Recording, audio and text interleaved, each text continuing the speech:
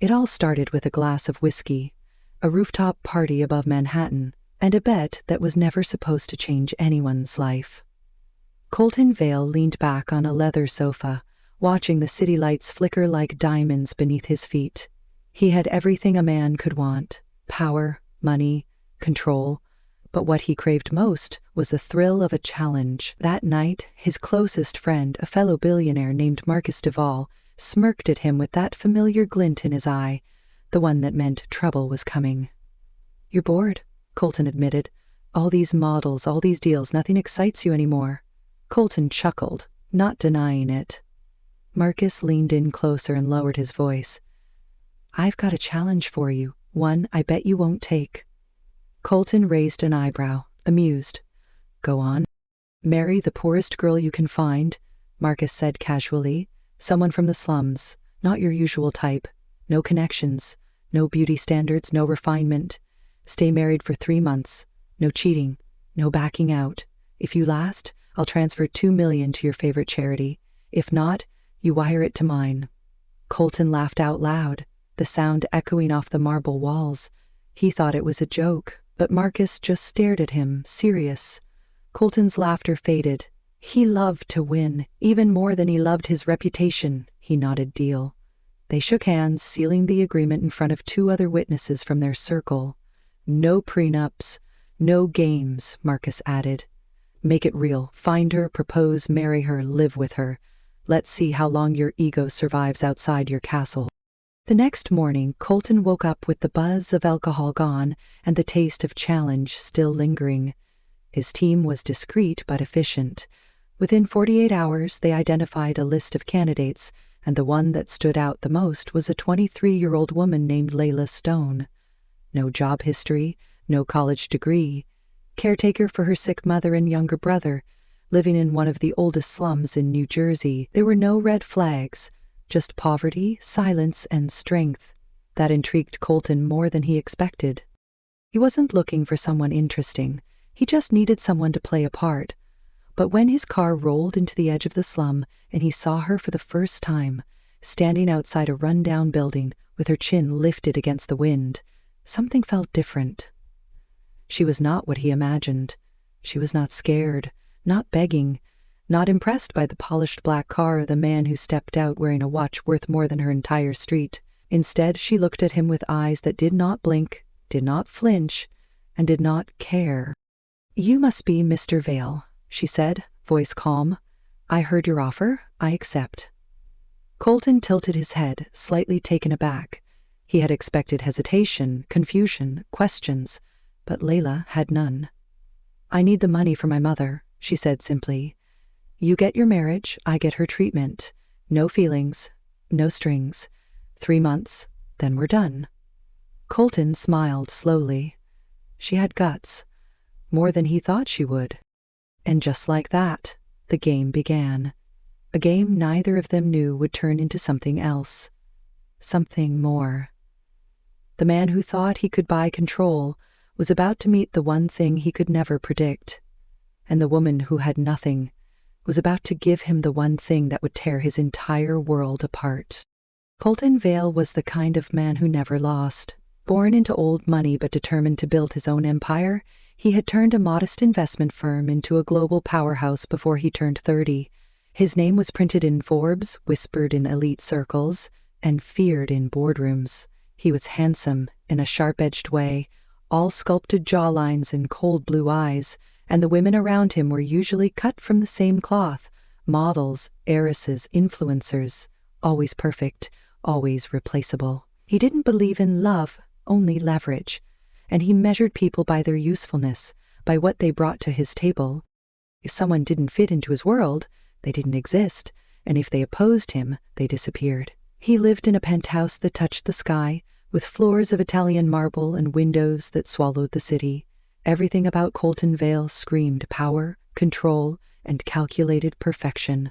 The idea of marrying someone from the slums didn't disgust him, it amused him. To him it was just another power play, another situation to dominate. He never expected resistance from someone like Leila Stone. Leila had grown up in a world where survival was the only luxury. Her father had died when she was 10, a construction accident that left her mother shattered and in debt. Leila became a second parent to her younger brother and spent her teenage years juggling night shifts and school, until she eventually dropped out to care full-time for her mother, whose health had deteriorated from years of untreated illness. Their apartment was a cracked box of moldy walls and broken plumbing, and their meals depended on what was donated at the local church. But what Leila lacked in possessions, she carried in silence, in dignity.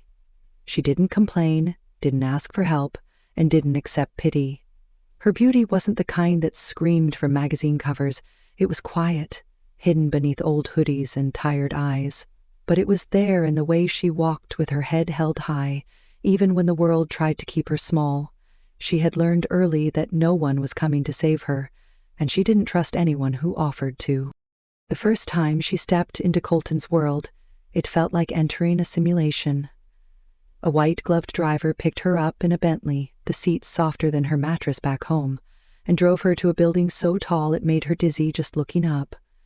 The elevator ride alone took longer than her walk to the nearest grocery store, and when the doors opened, she saw a palace. No, something colder than a palace, more like a museum, where nothing was allowed to be touched. Colton greeted her in a suit that looked like it cost more than her apartment's rent for 5 years, but he didn't smile. He offered her champagne. She declined. He gestured toward a view of the skyline. She didn't flinch. He spoke of contracts, timelines, public appearances. She listened, nodded, signed. She made it clear that she didn't want his money beyond the agreed amount for her mother's treatment. No gifts, no upgrades, no strings. Just time. 3 months. That was the deal. And to her surprise, Colton didn't argue. He watched her like someone inspecting a strange animal, both fascinated and cautious. He wasn't used to women who didn't flatter or flirt or chase. Leila was something different, something that unsettled him. Days passed in a rhythm neither of them understood. They shared a home, but not a life. Colton worked late, held meetings in glass rooms, hosted parties where Leila refused to appear. She stayed in her wing of the penthouse, reading secondhand novels and calling her brother every night. She cooked for herself, cleaned up after herself, and refused the housekeeper Colton assigned her. When he asked why she wouldn't let herself be comfortable, she answered with a quiet stare that made him more uncomfortable than any insult. Colton found himself watching her without meaning to, trying to solve her like a riddle, but every answer only led to more questions. She was polite but distant, cooperative but not submissive, and most of all, she didn't seem impressed by anything. Not the view, not the wealth, not even him. The contrast between them was jarring. He lived on the top floor of the world. She came from the forgotten corners of the city. He bathed in excess. She was built from sacrifice. And somehow they had become husband and wife, tied together by a contract neither fully understood. To Colton, it had started as a game. To Leila, it was a transaction. But already, beneath the silence and tension, something had begun to shift, like the first distant rumble before a storm that neither of them saw coming. The first few weeks passed like a carefully staged performance, each of them playing their role with precision but no real engagement.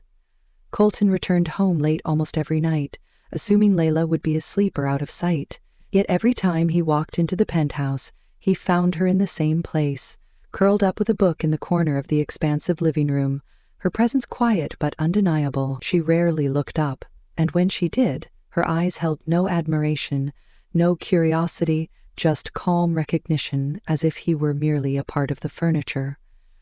It irritated him more than he admitted. He was used to being noticed, being the center of every room, and Leila's indifference grated against his ego like sandpaper. One evening, after a particularly exhausting meeting with a tech startup trying to sell him on an overpriced algorithm, he came home to find her once again reading, this time by the window, surrounded by the soft glow of the city lights. He stood there for a moment, watching her, and for the first time he realized she looked almost beautiful. Not in the way models did, but in a way that felt grounded, real, unbothered by the noise of the world. He walked toward her, half out of curiosity, half out of some impulse he couldn't name. "What are you reading?" he asked, settling into the armchair across from her. She closed the book without revealing the cover and answered simply, "Something old, something quiet." Colton raised an eyebrow. Everything about her was a puzzle, but not the kind he could solve with logic or money. He leaned back, studying her in silence. "You're not like most people," he said finally, and for once it wasn't a line. Leila looked at him, her gaze steady. "You don't know most people," she replied, and went back to her book. That night, Colton couldn't sleep. He lay in bed staring at the ceiling, replaying that brief conversation, trying to understand why it had unsettled him so much. Maybe it was the way she refused to be impressed by him, or maybe it was the growing sense that she saw through him in ways others never did. He started trying harder after that. At first it was subtle. He began coming home earlier, sometimes bringing food from the restaurants he assumed she'd like, leaving it on the kitchen island without a word. He noticed the books she read, and ordered more from the same authors, placing them in her sitting room without asking. When she took walks in the private garden on the building's roof, he began joining her by coincidence. She didn't protest, but she didn't seem moved either. Her neutrality was exhausting. One morning he invited her to a charity gala, he told himself. It was because the press was expecting the married couple to appear, but in truth, he wanted to see what she would look like in one of the designer dresses his assistant had chosen. To his surprise, she agreed to go, but insisted on wearing a simple black gown she found herself. She looked elegant, understated, far from the glittering women Colton usually escorted. That night, when they entered the ballroom together, whispers followed them. No one knew who she was. She didn't fit. She didn't smile too much or cling to his arm or flatter his colleagues. She simply stood there, poised and quiet, making eye contact only when necessary. Later that evening, a man from the tech world leaned toward Colton and asked, "So where did you find this one? Slumming it for charity?" Colton smiled, but it didn't reach his eyes. He looked at Leila across the room, the way she carried herself, the way she refused to shrink, and for the first time in a long while, he felt something unfamiliar. He felt protective. The next day, he confronted the man who had made the remark, threatened to pull all investments from his firm, and walked away without waiting for a reaction. It was the kind of move Colton was known for, swift and merciless, but this time it wasn't about business. It was about Leila, and yet she never knew. She didn't ask why he came home so late, or why his mood was darker. She didn't question the fresh flowers that began appearing on the kitchen table, or the new books stacked neatly by her chair. She simply existed, unchanging, untouched by his gestures. Then came the moment that shifted everything. One evening, Leila found Colton in his home office, slumped over his desk, tie loosened, drink untouched. He looked exhausted, not just from work, but from something deeper. She hesitated in the doorway, then walked in quietly. "You should rest," she said, her voice gentle but firm. He didn't answer right away. When he finally looked at her, his eyes were tired. "Why don't you hate me?" he asked, and the question hung in the air like smoke. Leila blinked, surprised. "Hate you?" she echoed. "For what? For marrying me like I was part of a bet," he said, no bitterness in his tone, just honesty. She looked at him for a long time, then replied, "I don't waste energy on hate. You'll destroy yourself long before I need to."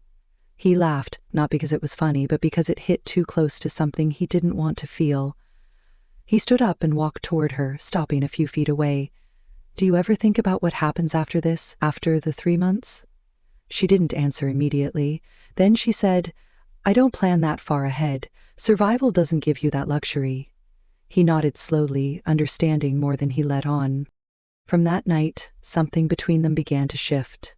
It wasn't sudden, and it wasn't spoken aloud, but it was there in the way he watched her when she moved around the kitchen, in the way she paused slightly before leaving the room when he entered.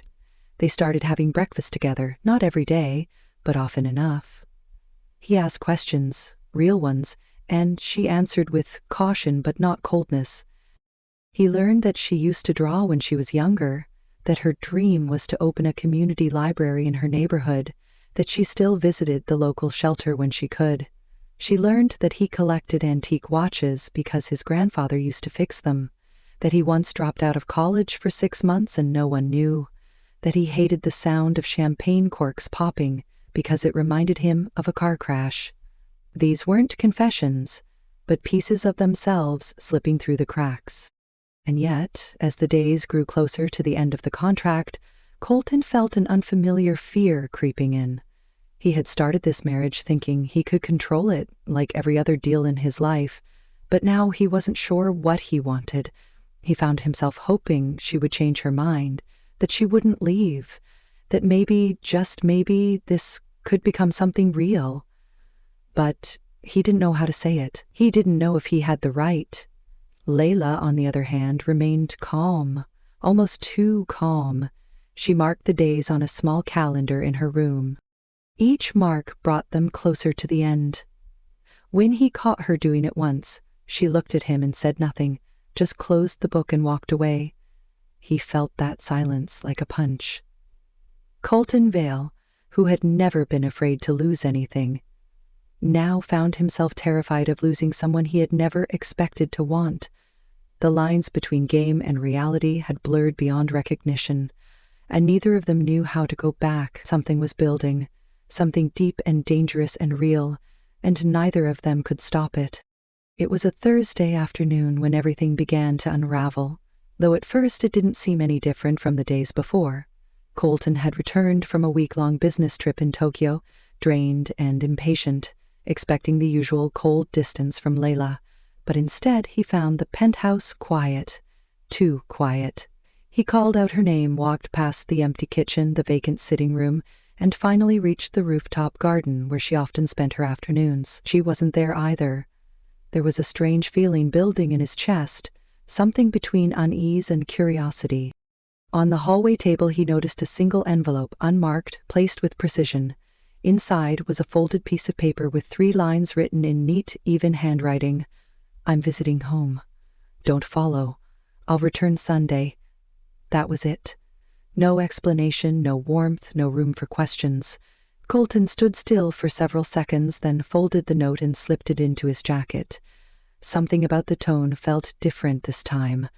Less like distance and more like a warning. He had grown used to her calm silence, her polite resistance, but this note was deliberate, almost defensive, and he didn't like not knowing what had caused it. Instead of honoring her request, he made a call. It wasn't hard to track her location. He owned most of the surveillance infrastructure in the city, either directly or through shell companies. The data came in within the hour.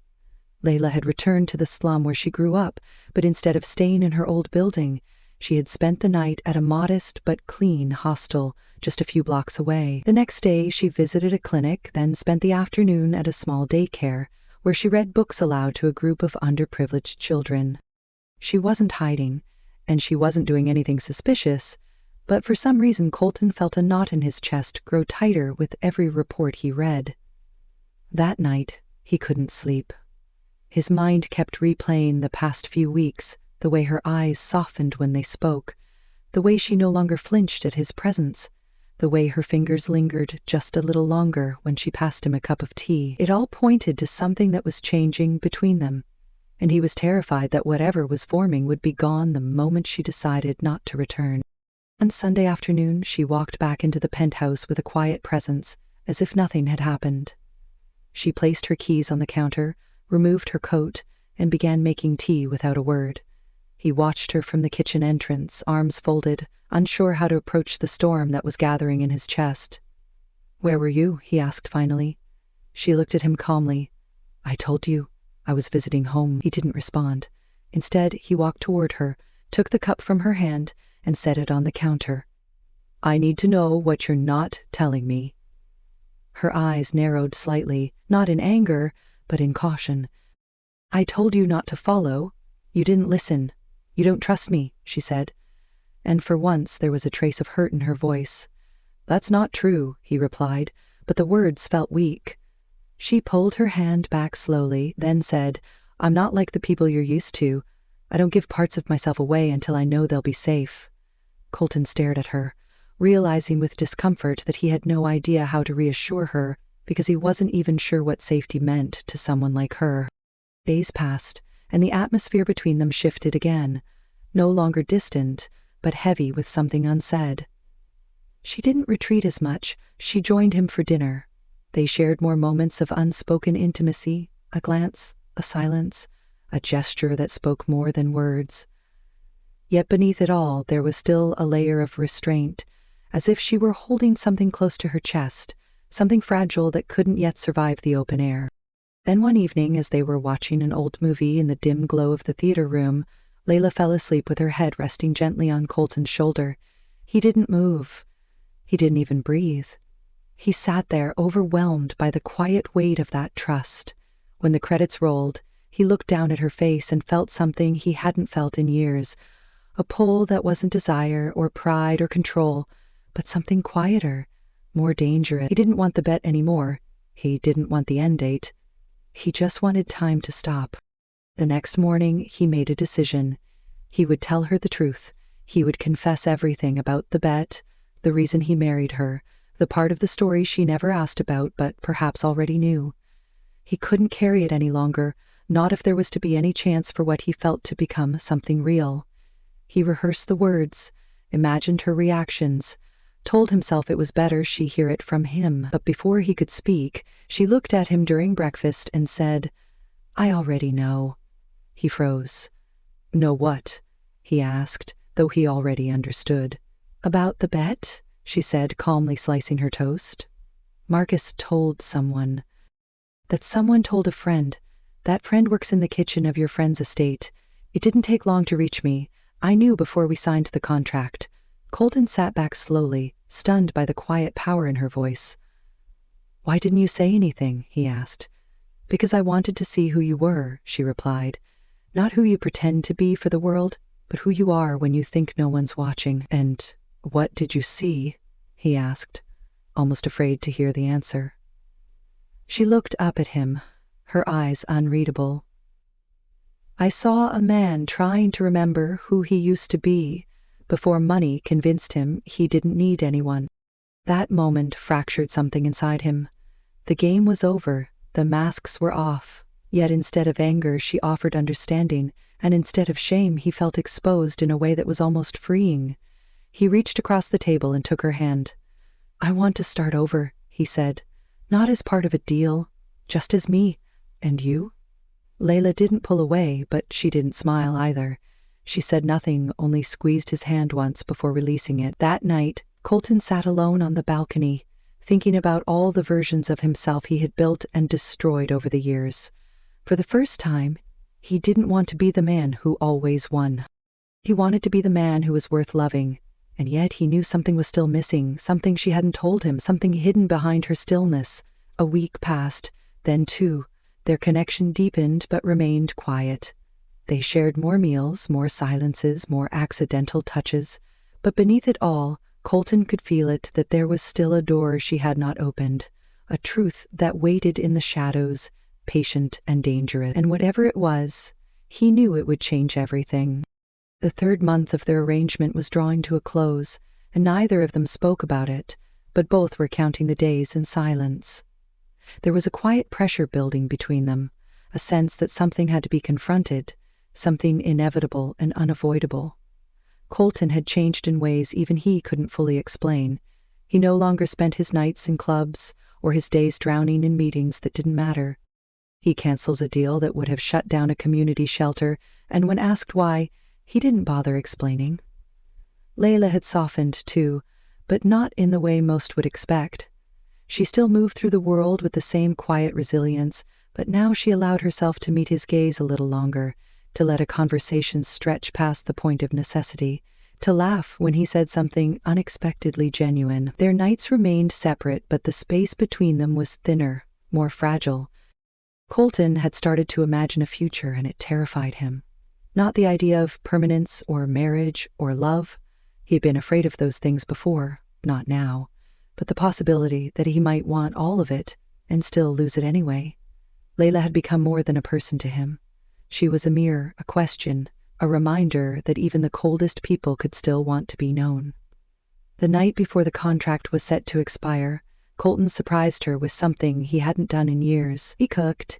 It wasn't perfect, The pasta was a little overdone and the wine pairing was entirely wrong, but Leila sat down and ate beside him, saying nothing except a quiet thank you when the meal was done.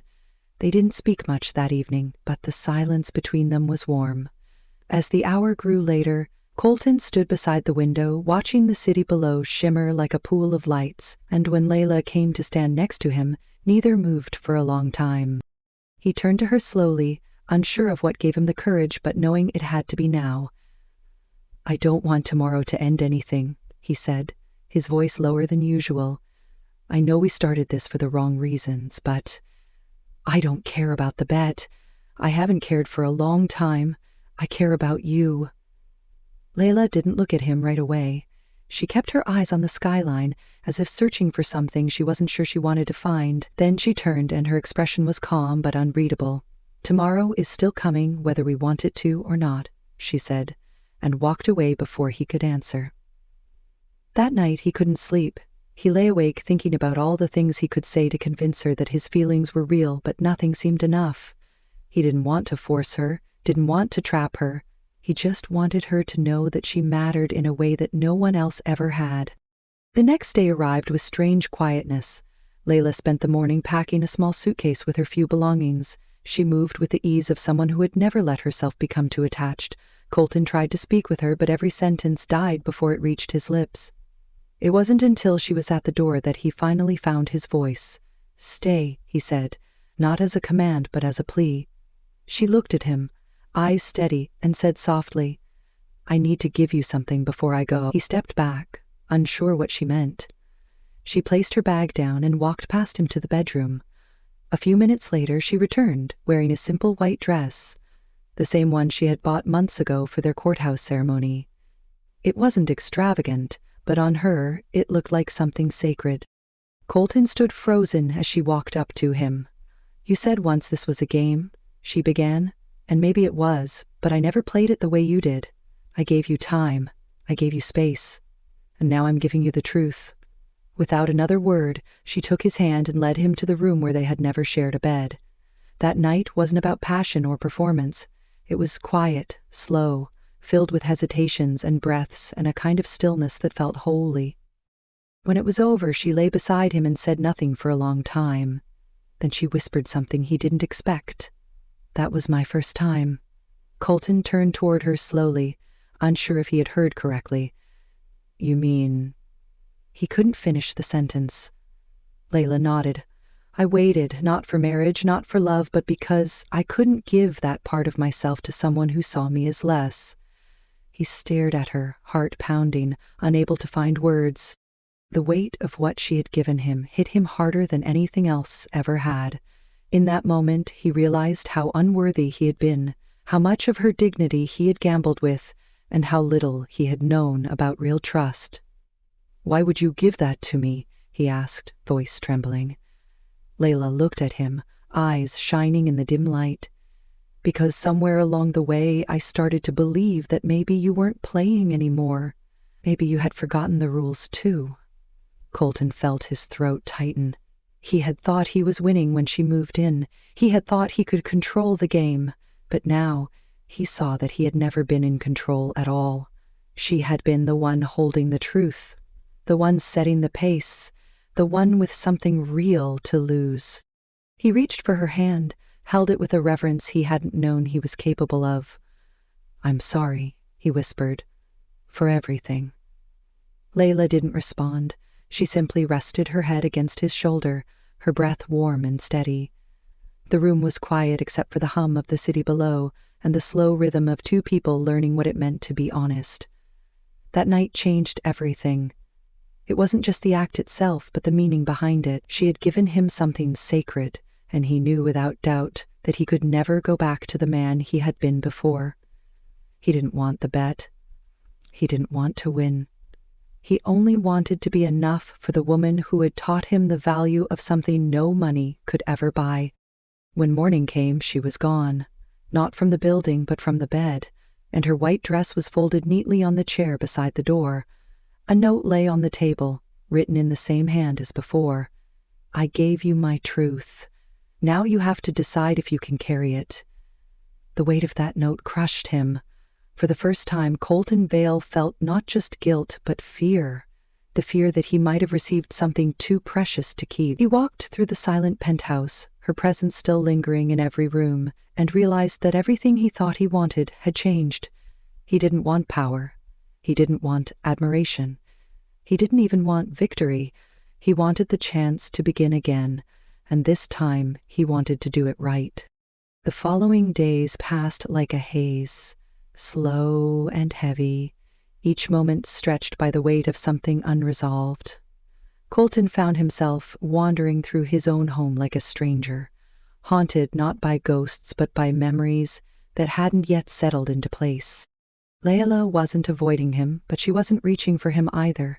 She moved through the penthouse with the same graceful stillness, tending to her routines, preparing her tea in the mornings, reading on the couch in the evenings, answering his questions with calm precision but never asking any of her own. He wanted to believe that what happened between them had changed everything, but her silence told him otherwise, and the doubt grew inside him like a splinter that refused to be pulled out. One evening, as he stood near the balcony, staring out at the pulsing lights of the city, he finally turned to her and asked the question that had been burning in the back of his mind since the night she gave him her truth. "What are you still holding back from me?" Leila didn't look surprised, only tired. She walked past him slowly, setting her empty cup on the glass table before turning around and meeting his eyes with a gaze so steady it made him shift uncomfortably. "You think I gave you everything, but I didn't," she said, her voice low but clear. "Because you weren't ready to hear it." "Then help me be ready," he replied, barely above a whisper. She walked to the window, her hands folded in front of her, her expression unreadable for a long moment. "Do you remember what you did 6 years ago in the West District?" she asked.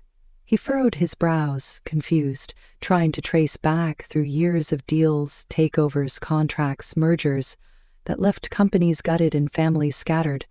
There were so many, too many. "I don't know," he said quietly. "Tell me." She didn't turn around. "My father ran a small print shop, one of the oldest in the community, nothing big, but it was ours. You filed a bid to acquire the property, along with 8 others, to build your corporate tower. When he refused to sell, you doubled the property taxes through one of your legal arms, then bought the debt, then sued for the land." Colton felt the blood drain from his face. He remembered now. Not the man or the family, but the process, the numbers on his spreadsheet, the efficient removal of obstacles. Leila's voice was steady, but her hands were shaking now. "He fought it for months. We had nothing left. He collapsed from a stroke in our living room. We didn't even have enough to bury him properly." Colton took a step forward, but she raised a hand, stopping him without needing force. "You want to know why I agreed to marry you? It wasn't just for the money. I wanted to look into your eyes every day for 3 months and see if there was anything human behind them. I wanted to know if the man who destroyed my family could ever feel guilt, ever feel love." The silence that followed was unbearable, thick and suffocating, and Colton couldn't speak. He wanted to, needed to, but there were no words for what sat between them now. No apology large enough, no logic sharp enough to make this pain more bearable. Leila turned slowly, tears welling in her eyes but not falling. "You're not the only one who was changed by this arrangement. You thought you could control everything, even how I'd feel. But the truth is, I was never in control either. I didn't expect to care about you. I didn't expect to see you cry when no one was watching, or hear the way your voice broke when you talked about your grandfather. I didn't expect to fall in love with the very person I was supposed to hate." The confession hit him like a storm. He took a step toward her, then another, until they stood face to face, close enough to touch, but still divided by years of damage. "I didn't know," he said finally. "I swear to you, I didn't know who he was, what I'd done." "That's the problem," Leila replied, her voice breaking for the first time. "You never knew. You never looked. People like you never have to see the damage you cause. You just walk away from the rubble while the rest of us learn how to breathe in dust." Colton reached out and took her hand, and this time she didn't pull away. "I want to fix this," he said. "I don't care how long it takes. I don't care what it costs. I'll spend the rest of my life trying to make it right." Leila's eyes searched his face, and he saw something there he hadn't seen before. Not anger, not judgment, but exhaustion. "You can't bring him back," she said quietly. "You can't undo what was done. But you can start by seeing people as more than numbers. You can start with me." Colton nodded slowly, then pulled her gently into his arms. She hesitated at first, her body stiff and uncertain, but after a long pause she melted against him, and for the first time in months, they held each other not as strangers in a contract, but as two broken people trying to find something whole again. The days that followed were filled with slow, careful steps. Colton began visiting the West District, not with bodyguards or PR cameras, but alone, speaking to small business owners, asking questions he had never cared to ask before. He hired a team to review every acquisition he had made in the past 10 years, not to cover tracks, but to uncover truths. He made anonymous donations to rebuild what he had taken, quietly without credit. Leila watched from a distance, saying little but noting each gesture. She had built walls around her heart for so long she had forgotten what it felt like to let someone in, but slowly those walls began to thin. She started joining him on those visits, standing beside him while he apologized, while he listened. Sometimes the people forgave him, sometimes they didn't, but he kept going.